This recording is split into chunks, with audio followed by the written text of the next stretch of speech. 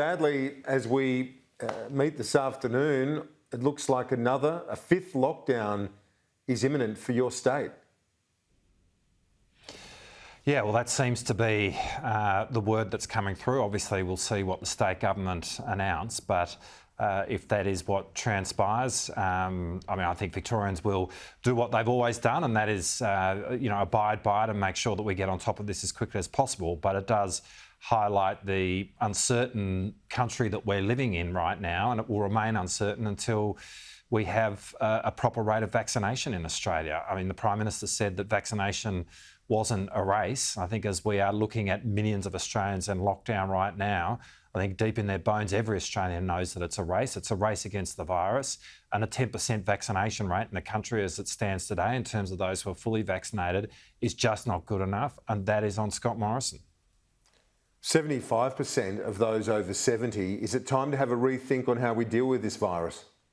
Because if the most vulnerable are vaccinated, all aged care facilities have been vaccinated, is it time to rethink? Because it's having an overwhelmingly negative impact on younger Australians, as you know, and you know yourself. You've heard the stories of the adolescent mental illness problem in Victoria. It's not just Victoria, around the country. It's huge.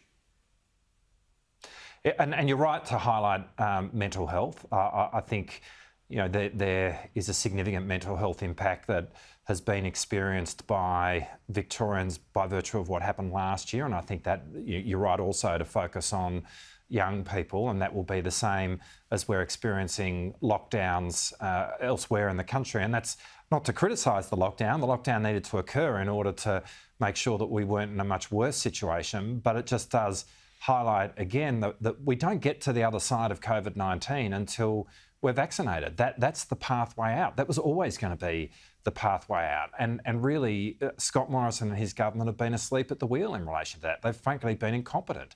Last year, when they should have been putting us actually at the front of the queue in relation to the various vaccine projects around the world, they bet the house on AstraZeneca, and obviously the medical advice has been what it's been. And we're now in a situation where we don't have proper supply, and we're sitting on a pathetically low level of vaccination relative to the rest of the developed world. And so rather than being at the front of the queue, we're actually languishing on the bottom of the ladder. And that's actually what underpins all of this. That's why we can't get to the other side of this. And we will be living in the land of the lockdown until we are properly vaccinated. And until then, we're going to see this occur. And it's obviously costing business millions of dollars. It's placing a whole lot of people's jobs in jeopardy. But as you rightly point out, it's also having a massive impact on the mental health of Australians, and particularly young Australians.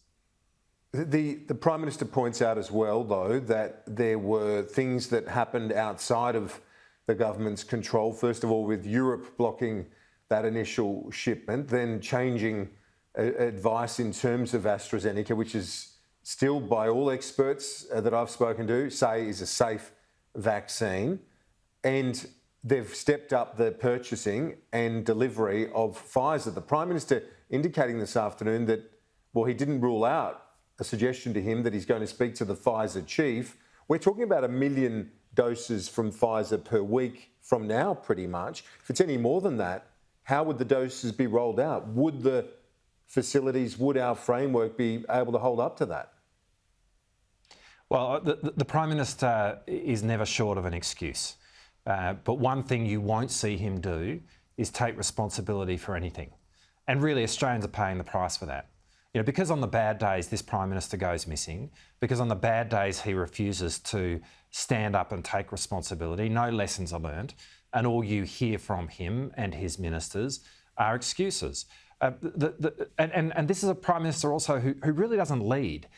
He is led by events. And that's why it's played out in the way that it's played out. That last year, and we were making the point last year, we've not been just saying this recently, the government should have placed ourselves in the front of more queues of the vaccine projects that are around the world. They did not order the quantity of Pfizer last year that they should have. We were not even ordering any Moderna at all last year when we should have been. That's what would have actually hedged risk here. That's what would have made us put us in a position where, as things that you don't expect play out, you're able to deal with them. Instead, he is a hostage to what events play out. He's in a sense, a hostage to all of those issues, and he ends up being led by events, and he's making it up as he goes along. And that's actually what's happening here. And fundamentally, that's incompetent. I mean, it really is. I mean, last year, there was no shortage of self-congratulation. That we haven't... But you say you're making it up as they go along, ad hoc and so on. But if you talk about this pandemic, it's a once-in-a-century event. Things do change all the time. The ATAGI advice, as I mentioned earlier, based on the fact that we didn't have any community transmission here, and sometimes medical advice isn't as easy to communicate in a political sense as they might like, but the fact is the Prime Minister then had to manage that. These are moving targets. These are moving events. You say he's hostage to it, but comparatively, we're heading into another lockdown in Melbourne, and we've got one in Sydney. But overall, those numbers, nothing like you see internationally. Yeah, look, what we have seen is other countries deal with these issues. We've just watched Wimbledon with packed houses, as everything that Britain has gone through has still enabled them to get to the point where they've been able to do that because they've had a successful vaccination rollout. And they've faced far more difficulties than what we have here. I mean, really what we've seen is a Prime Minister who is complacent. And no one is out there suggesting this is easy, but they're meant to be the government which is dealing with events. In actual fact, we've not had a whole lot of the difficulties that other countries around the world have faced, and yet we find ourselves languishing at the back of the queue. That is the truth of it. And it is because this is a Prime Minister who is both incompetent and reactive. And he, in relation to getting the vaccines, we all knew that to get to the other side of COVID-19, whilst effectively hiding from the virus was going to be an important step for us to take up front, getting to the other side of COVID-19 was always going to be about getting people vaccinated, and that was understood last year. In fact, quite early last year, really, as the various vaccine projects got underway. We all understood that in terms of making the best of our natural advantage, we needed to have a proper quarantine system. And he was given advice about how to do that, having fit-for-purpose quarantine facilities in this country. Instead, his government has relied on hotel quarantine, where people have gone in and actually caught the disease. I mean, that is what they are responsible for, and that is why we are right now living in the land of the lockdown. The support announced today, the Prime Minister expediting and simplifying the way that these payments are being made. Do you welcome that? It is at the level of the JobKeeper payments as of the final quarter of last year, and it provides a framework within which to work with every state. Hopefully they don't have to do it again beyond what we're seeing at the moment. Sadly, it seems inevitable that other states will be caught up in situations not dissimilar to what New South Wales and Victoria are facing right now. Do you welcome the Prime Minister's move to simplify and speed up the rolling out of those payments?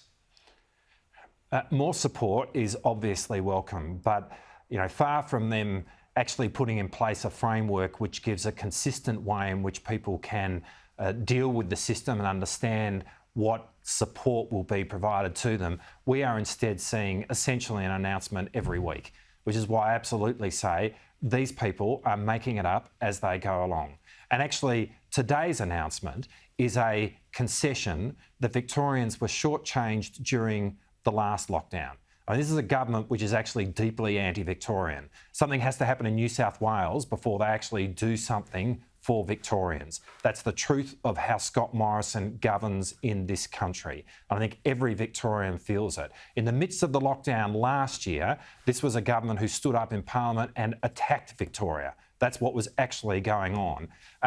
But we shouldn't forget that in the budget, they are budgeting for there being... They were critical of the Andrews government. No, there's a difference. I would invite... I'd invite you to play Josh Frydenberg's speech from the Parliament last year, and every Victorian felt attacked by that speech on that day. No question about it. This is a government which is anti-Victorian in the way in which it's gone about its business. But they are budgeting lockdown in a capital city every month. That's in the federal budget, which means that when JobKeeper came to an end in March, they should have been able to predict or put in place then what the temporary support was going to be for capital cities or for parts of the country which were going through a lockdown, because they were expecting it. They were actually budgeting for it. Instead, we saw none of that then.